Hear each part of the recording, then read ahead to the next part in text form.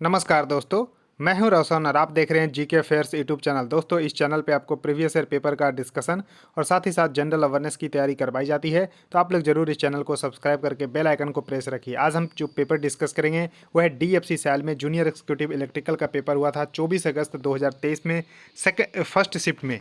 तो इसमें general science के जितने भी प्रश्न पूछे गए थे सभी को हम एक एक करके डिस्कस कर लेंगे। बस आपको ध्यान से देखना है और अपना नोट्स भी साथ में बनाते चलना है।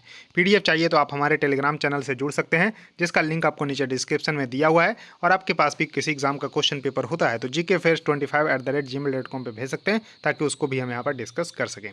तो ये वीडियो जरूर देखिएगा, आप लोगों के लिए रामबाण साबित हो सकता है, क्योंकि हम इसमें डीएफसी साल में 2016 से लेकर 21 तक का पेपर हम डिस्कस किए हैं, जिसमें 160 प्लस प्रश्न जो है साइंस के पूछे गए थे। इसको हम डिस्कस कर लिए हैं, इसको जरूर देखिएगा।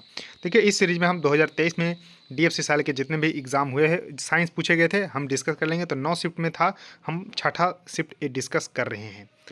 अब देखिए, पहला क्वेश्चन आपके सामने है कि वायुमंडल में ऑक्सीजन के दो रूप कौन से हैं। यानी कि जो टू फॉर्म्स है ऑक्सीजन का, वो found in the atmosphere is oxygen और ओजोन। तो ध्यान रखिएगा, O2 और O3। तो इस तरह से ध्यान रखिएगा। तो यहाँ पर ऑक्सीजन के दो रूप जो है वायुमंडल में पाए जाते हैं, इसको जरूर ध्यान रखिएगा। तो करेक्ट उत्तर इसका डी होगा, ओजोन और ऑक्सीजन। ओजोन जो यहाँ परत है वो समताप मंडल दैट इज स्ट्रेटोस्फेयर में पाई जाती है, जो कि परावैंगनिक किरणों से पृथ्वी की रक्षा करती है। अब देखिए, नेक्स्ट क्वेश्चन आपके सामने है कि निम्नलिखित में से किस धातु में गैलेना नामक अयस्क पाया जाता है। यानी कि following metals has an ore called galena. तो गैलेना जो ओर है वो आपको लेड के निष्कर्षण के लिए जो उपयोग में लाया जाता है। तो यानी कि सीसा इसका सही उत्तर होगा। यानी कि सीसा धातु में गैलेना नामक अयस्क पाया जाता है और जो है इसी से जो है सीसा का निष्कर्षण किया जाता है। अब देखिए, नेक्स्ट क्वेश्चन है कि विद्युत चुंबक का कोर क्या होना चाहिए। यानी कि the core of an electromagnet. तो इलेक्ट्रोमैग्नेट का जो कोर होना चाहिए वो सॉफ्ट आयरन का बना होना चाहिए। जी हाँ, सॉफ्ट आयरन का बना होना चाहिए। ऐसा क्यों? क्योंकि electromagnets core should be made up of soft iron because soft iron loses all it's magnetic properties when the current in the coil is switch off. यानी कि जब हम करंट को स्विच ऑफ कर देते हैं तो सॉफ्ट जो आयरन होता है वो अपनी सारी जो है मैग्नेटिक प्रॉपर्टीज़ को लूज कर देती है। तो इस तरह से इसीलिए जो है हम जो है सॉफ्ट आयरन का जो है कोर बनाते हैं इलेक्ट्रोमैग्नेट के लिए। तो इसको जरूर ध्यान रखिएगा। अब देखिए, नेक्स्ट क्वेश्चन है कि families are characterized on which of the following features of the plant species. यानी कि परिवार की पहचान पौधों की प्रजातियों के निम्नलिखित में से किस विशेषता पर की जाती है। तो दोस्तों, वनस्पति एवं प्रजनन अंग that is the vegetative and the reproductive parts पे यहाँ पर किया जाता है। तो करेक्ट उत्तर इसका सी सही होगा, इसको भी जरूर ध्यान रखना है। अब देखिए, नेक्स्ट क्वेश्चन है कि किस ब्लॉक को आंतरिक जो है संक्रमण तत्व कहा जाता है। यानी कि इनर ट्रांजिशन एलिमेंट जो है बोला जाता है। तो देखिए, 4 जो है ब्लॉक पाए जाते हैं पीरियोडिक टेबल में। जो मॉडर्न पीरियोडिक टेबल है उसका नाम है SPDF। ध्यान रखिएगा। तो जो संक्रमण यहाँ पर इनर जो ट्रांजिशन एलिमेंट बोला जाता है वो बोला जाता है F ब्लॉक को। तो जी हाँ, F ब्लॉक को बोला जाता है। तो करेक्ट उत्तर इसका डी सही होगा, इसको भी जरूर ध्यान रखना है। अब देखिए, नेक्स्ट क्वेश्चन है कि जब एक समतल दर्पण को एक निश्चित कोण से घुमाया जाता है, क्या करते हैं जब हम प्लेन मिरर को एक सर्टेन एंगल पे रोटेट करते हैं, the reflected ray turns through twice. तो जो रिफ्लेक्टेड रे होते हैं वो दुगनी एंगल से मुड़ जाती है, लेकिन साइज ऑफ इमेज क्या रहती है। यानी कि छवि के आकार क्या होती है ये पूछा जा रहा है। तो वैसा ही रहता है, यानी कि छवि यानी कि इमेज पे उसका कोई भी प्रभाव नहीं पड़ता है। बस उसका क्या होता है, परावर्तित किरण जो है दुगनी एंगल से घूम जाती है। जी हाँ, यही आपको ध्यान रखना है कि इमेज पे उसका कोई प्रभाव नहीं पड़ता, यानी कि वैसा ही रहता है, यानी कि रिमेन्स द सेम। अब देखिए, नेक्स्ट क्वेश्चन आपके सामने है कि निम्नलिखित में से कौन सा रोग यौन संचारित रोग नहीं है। यानी कि नॉट सेक्सुअली ट्रांसमिटेड डिजीज है। तो देखिए, यहाँ पर सिफिलिस है। तो यहाँ पर सिफिलिस है, एड्स भी है, एक्वायर्ड इम्यूनोडिफिशियेंसी सिंड्रोम है, और देखिए यहाँ पर गोनोरिया भी है। तो यहाँ पर हैजा यानी कि दैट इज़ अ कॉलरा यहाँ पर सही उत्तर होगा, क्योंकि कॉलरा जो है यहाँ पर एक यौन संचारित रोग नहीं है। इसको जरूर ध्यान रखिएगा। अब देखिए, गोनोरिया थोड़ा सा जो है डिस्कस करने लायक है। तो gonorrhoea is a sexually transmitted infection है, also called a sexually transmitted disease, जो कि बैक्टीरिया के कारण होता है। तो गोनोरिया जो है बैक्टीरिया के कारण होता है और एक सेक्सुअली ट्रांसमिटेड डिजीज भी है।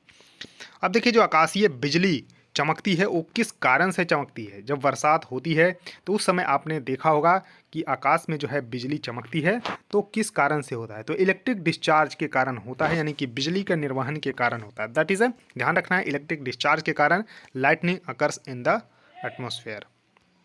अब देखिए नेक्स्ट क्वेश्चन है कि निम्नलिखित में से कौन सा हाइड्रोजन का आइसोटोप नहीं है।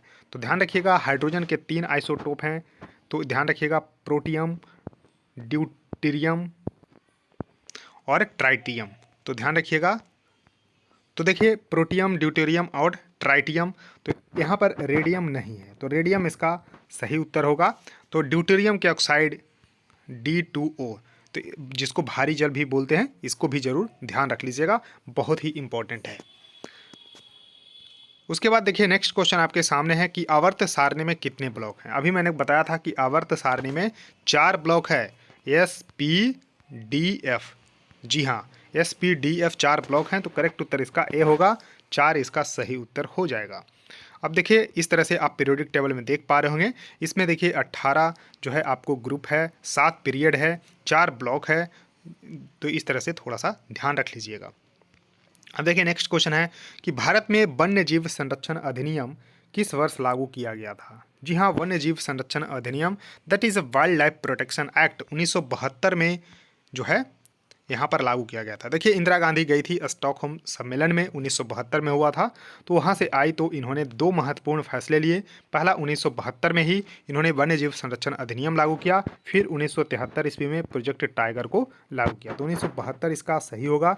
अब देखिए इन्वायरमेंट प्रोटेक्शन एक्ट है 1986 का, इन्वायरमेंट प्रोटेक्शन एक्ट है 1986 का, इसको भी जरूर ध्यान रख लीजिएगा, बहुत इंपॉर्टेंट है। अब देखिए नेक्स्ट क्वेश्चन है कि निम्नलिखित में से कौन सा एक प्राकृतिक संसाधन नहीं है। तो देखिए प्राकृतिक संसाधन that is a natural resource, तो देखिए यहाँ पर आपको सांप भी है, आम का पेड़ भी है, हवा भी है, लेकिन बिजली जो है यहाँ पर नेचुरल रिसोर्स नहीं है, तो करेक्ट उत्तर इसका डी सही होगा, इसको जरूर ध्यान रखिएगा। अब देखिए नेक्स्ट क्वेश्चन आपके सामने है कि उभयलिंगी फूल कौन सा है। That is A bisexual flower की बात यहाँ पर की जा रही है। तो देखिए पपीता यहाँ पर यूनिस जो है सेक्सुअल है, तरबूज भी यहाँ पर है, और यहाँ पर कुकुम्बर भी है, लेकिन हिबिस्कुस जो है यहाँ पर जो है करेक्ट उत्तर होगा। तो एक क्या है, तो बाइसेक्सुअल फ्लावर है हिबिस्कुस, तो इसको जरूर ध्यान रखिएगा, करेक्ट उत्तर इसका सी सही होगा। और पपीता, तरबूज और खीरा ये क्या है, तो एक लिंगी है, ध्यान रखिएगा एक लिंगी है, दैट इज ए यूनिसेक्सुअल है, इसको जरूर ध्यान रखिएगा।